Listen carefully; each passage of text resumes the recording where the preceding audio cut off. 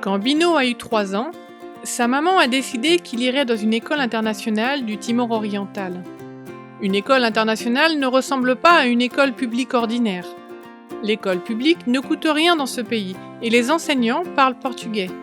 S'inscrire dans une école internationale coûte et les enseignants parlent anglais. Mais la maman de Bino voulait qu'il apprenne l'anglais. Alors elle a demandé au papa de trouver une école internationale à Dili, qui est la capitale du Timor oriental. C'est là qu'ils habitent. Le papa de Bino a trouvé plusieurs écoles internationales, mais elles étaient toutes trop chères. Et puis un jour, il est passé devant l'église adventiste. Sur le mur, il a vu une affiche qui parlait de l'école internationale adventiste. Un numéro de téléphone y était affiché. Alors il a appelé pour avoir plus de renseignements.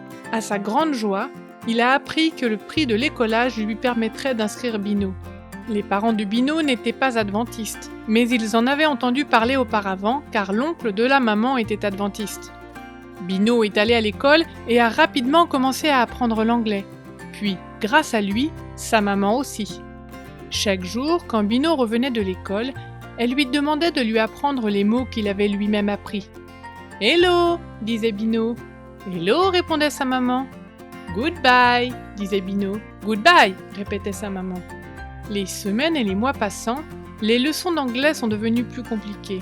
« I love you !» disait Bino. « I love you !» s'exclamait sa maman. Mais l'anglais n'était pas la seule chose dont Bino parlait en rentrant de l'école.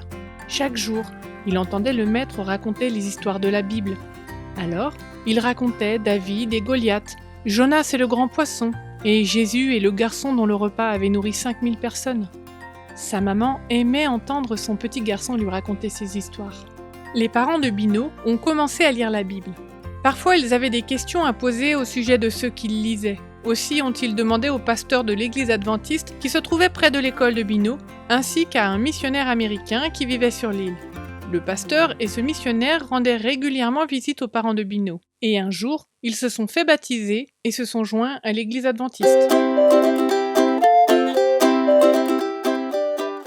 Aujourd'hui, Bino n'est pas tout seul à aller à l'école adventiste. Ses parents y vont aussi. Ils en sont les concierges.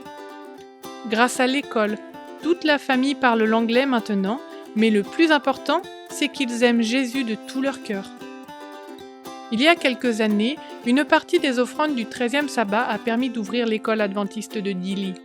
Pour ce trimestre, elles pourront aider à construire un dortoir afin que les enfants habitant les villages éloignés puissent étudier et vivre à l'école. Merci pour vos dons lors de cette collecte spéciale.